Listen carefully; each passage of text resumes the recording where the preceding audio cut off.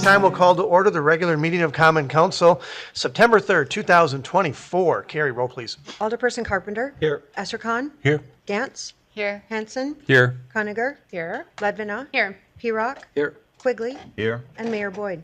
I'm here, thank you. Item 2, Pledge of Allegiance to the flag. I pledge allegiance to the flag of the United States of America and to the republic for which it stands, one nation, under God, indivisible, with liberty and justice for all. I hear the schools like this. Item 3, approval of the minutes of the August 20th, 2024 Common Council meeting. Make a motion to approve. Second. Motion by Alderperson Carpenter, seconded by Alderperson P-Rock. Discussion or comments? Alderperson Hanson. Just a small clarification for future agenda items. It says he noted that the only one of the capital improvement projects scheduled for 2025 is Patriot Park. It's actually only one in the 5-year capital improvement plan, and that is Patriot Park in 2025. Okay. That's the only one for the 5-year. For 5 years. Yep. Okay. Very good, thank you. Noted. Park Board have a 5-year? What? Does the Park Board have a 5-year plan? Or is it a 7-year plan? 7-year plan. The one I create is a 7-year. Oh, then it's the 7-year. Okay. Only one in the 7-year plan. Yep. Thank you. You referencing the comp plan or the? No, the one that Larry that distributes. Larry's referencing, so Yep. 7. Thank you. Other comments, questions? Seeing there are no more, all those in favor say aye. Aye. Aye. Opposed? Motion carries, thank you. Item 4, public hearing to act on a request to amend the 2010 City of De Pere Comprehensive Plan Update at the following properties: Parcel ED-F0103-6, ED-F0103-7, and ED-2078, South Broadway Street and O'Keefe Road intersection. At this time, will the clerk read the notice of the public hearing? The notice was published in the Press Times on July 26, 2024. Thank you. Recommendation from Plan Commission, Dan. Thank you, Mayor. The item in front of you tonight is a comp plan amendment for 3 parcels on the east side off of Broadway and O'Keefe. You see it on the map in front of you. It was in your packet. Just a very brief overview is that area has been in the comprehensive plan for many, many years as industrial. However, it just wasn't developed as industrial. It's been more of office and commercial type uses. And as a result, the owners in that area, one, would like to bring the future land use map into, I guess you'd say, more in line with what their current uses are. And as a result, they've requested that to go to commercial. What the impacts to that means, it would offer the opportunity to rezone to a commercial versus a business park zoning designation, which could open up retail and a couple of other small categories that would be better suited for some of those smaller units. So you see that there's a couple strip malls in there, or strip centers in there, not malls, but strip centers with multiple units in them versus one larger unit, which is what you typically see in the business park. So as a result, they've requested that change from the industrial zoning classification, the business park zoning classification, to the general commercial. Thank you. At this time, I'll declare the public hearing open. If anyone in person or virtually wants to speak on this item of the agenda, now is your time. Anyone want to speak on this item? For the second time, while the public hearing's open, anyone like to speak on this item on the agenda? For the third and final time, the public hearing's open on this item on the agenda. Now's your time to speak, anyone virtually or in person. I declare the public hearing closed on this item and would entertain a motion. Make a motion to approve. Second. Motion by Alderperson Hanson, seconded by Alderperson Ledvina. Discussion or comments? All right, appears there are none. That said, all those in favor say aye. Aye. Opposed? Motion carries. Thank you. Up next. Item 5, public comment upon matters not on the agenda. Comments made during the public comment period shall pertain only to matters under the jurisdiction of the Common Council. Anyone in person or virtually have any public comments upon matters not on the agenda? If so, now's your time. Thought it was that. Second time, any public comment upon matters not on the agenda? For the third and final time, any public comment upon matters not on the agenda? All right, up next. Item 6, discussion of final pricing of General Obligation Promissory Notes, Series 2024. Is that Pam? Pam?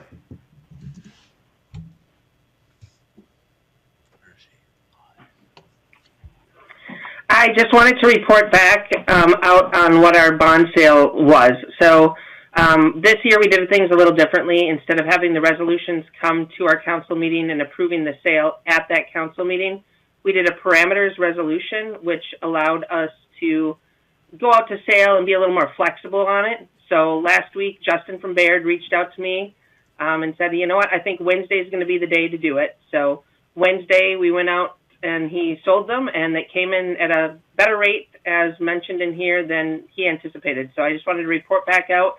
The amount we ended up bonding, the total amount was $7,725,000, and the true interest cost was just over 3.36%. So Very good. So much better than we thought. much better than what Justin had proposed to council. But giving the ability for them to pick and choose when the best time is actually was very helpful, correct? Yes, correct. Questions or comments? Alderperson Hanson.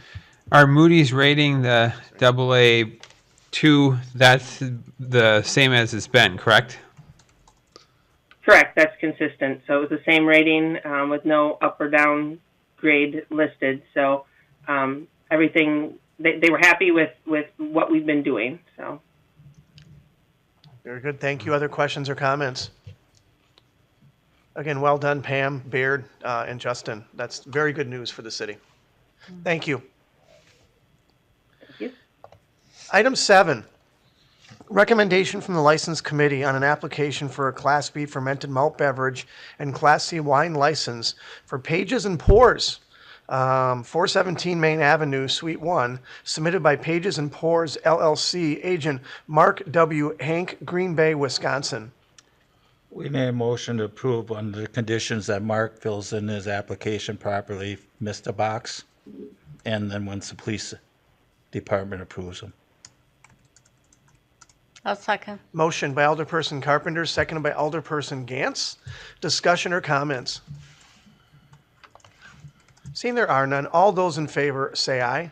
Aye. Opposed? That motion carries. Thank you. Item 8, recommendation from the License Committee on a renewal application for a Class B fermented malt beverage license for Deacons hockey team, 1450 Fort Howard Avenue, submitted by Deacons hockey team, agent David E. Lepp, Green Bay, Wisconsin. Once again, we make a motion to approve, waiting on the police department to do the background checks. Second. Motion by Alderperson Carpenter, seconded by Alderperson P-Rock. Discussion or comments? All right. All those in favor, say aye. Aye. Sue. Opposed? Motion carries. Thank you. Item 9, recommendation from the License Committee on an application for temporary premises description change submitted by St. Norbert College, 100 Grant Street. Make a motion to approve. Second. Motion by Alderperson Carpenter, seconded by Alderperson Gantz. Discussion or comments? Just that I'm not going to vote. Very good. That said, all those in favor say aye. Aye. Opposed? Motion carries. Thank you, with Alderperson Cuniger abstaining. Item 10, Resolution 2480 regarding the vacation of a portion of public thoroughfare, right-of-way discontinuance at 2000 Commerce Drive and 2051 Profit Place, adjacent to parcels ED-0103-6, to refer to public hearing. Make a motion to approve. Second. Motion by Alderperson Hanson, seconded by Alderperson Carpenter. Discussion or comments? Seeing there are none, all those in favor say aye. Aye. Opposed? That motion carries. Thank you. Item 11, Resolution 2481, authorizing no build easement, 1400 Block Builders Court, parcel WD 1138. Make a motion to approve. I'll second.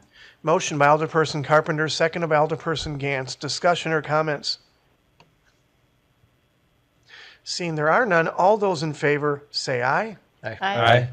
Opposed? Motion carries. Thank you. Item 12, Resolution 2482, authorizing City of De Pere to challenge State of Wisconsin's preliminary population determination. I'll move to approve. I'll second. Motion by Alderperson Levin, seconded by Alderperson Quigley. Discussion or comments? Obviously, you have read the memo and the resolution, and we feel that it's an undercount that should be adjusted. That's an understatement. Alderperson Ledvin, I guess my question would be, what comes next? How do you challenge that? Yeah. well, you see the lovely form in there. Submit the form. No, but how do you prove that What do you they're want? wrong? Good question. Larry? It gets submitted into the state with the documentation that you're seeing before you. The Development Services Department's going to be supplying our background information that we feel validates our challenge to show that they're incorrect. They'll then go through their process of evaluation. In the past, when I've done this, which was a long time ago, they really didn't even ask us any questions. They just validated our submittal, and we won, which is really rare. I'll just tell you that. And then it would go to the county, and the county, if we win, would have to reapportion the population of the county to give us the accuracy, because they don't change it at the county level. It's only at the municipal level. Oh. But I don't know if there's any other steps that you're aware of. I'm not aware of other ones. That's how I understand it. Very good. Good luck with that. Other questions or comments? Alderperson Conacher? What kind of percentage do you think it's off? Again, I don't have the count, but I think you said we added close during the time period that they only gave us, 30 people or so. 29. I think we added about 500 units. Yeah, so we've platted 500 lots, but we've built, so that's single-family lots, not all of those are built, but we've also built several multifamily properties, several, handfuls of duplexes, and a lot of single-family homes. We're up to like 420 new units, so 420 times 2.39 is approximately how many, our average household size. And we haven't demolished nearly that many homes, so at that point, we've grown significantly without being reflective in their numbers. And then just to add in, I mean, they take things like driver's licenses, voting records, age, death records, that type of stuff to look at and close. And so I don't know where they're getting skewed.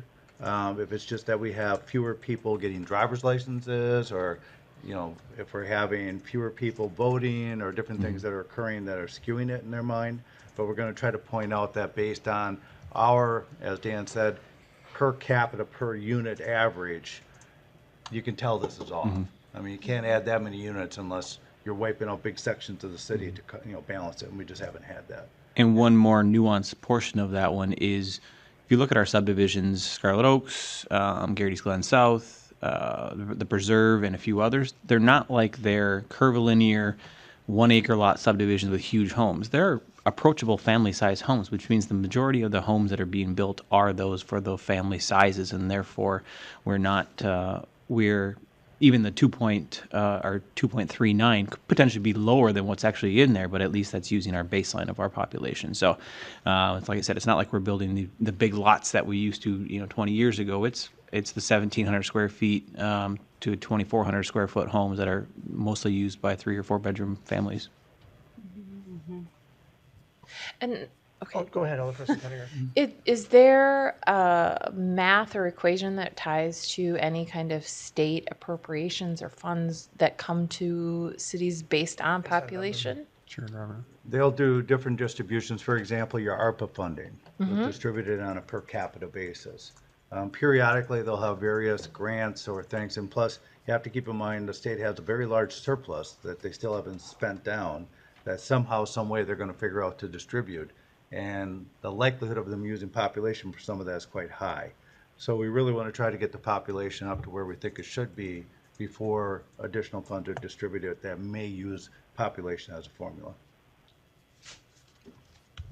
Thank you. Other questions or comments? And we have a motion and a second, I believe, correct? All right, that said, all those in favor, say aye. Aye. Opposed? Motion carries, thank you. Item 13, Resolution 2483, approving donation agreement between the City of De Pere and Casey Stock Foundation for the Nelson Family Pavilion. Make a motion to approve.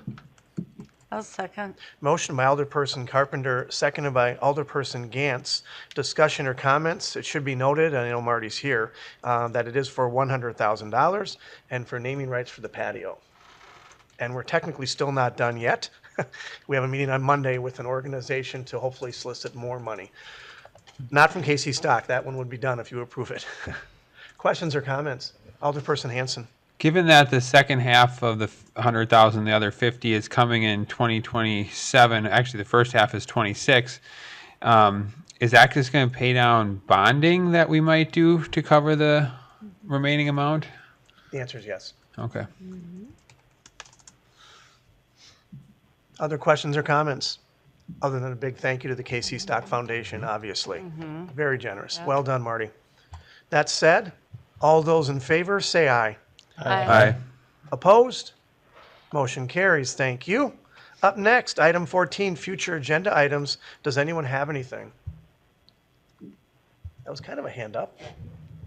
Save it for next time. All right. Appears no one does. Item 15, adjournment. So move. Second. Motion by Alderperson Carpenter, second by Alderperson P-Rock. All those in favor say aye. Aye. Aye. Opposed? Motion carries. Thank you. We're officially adjourned. Thank you, everybody.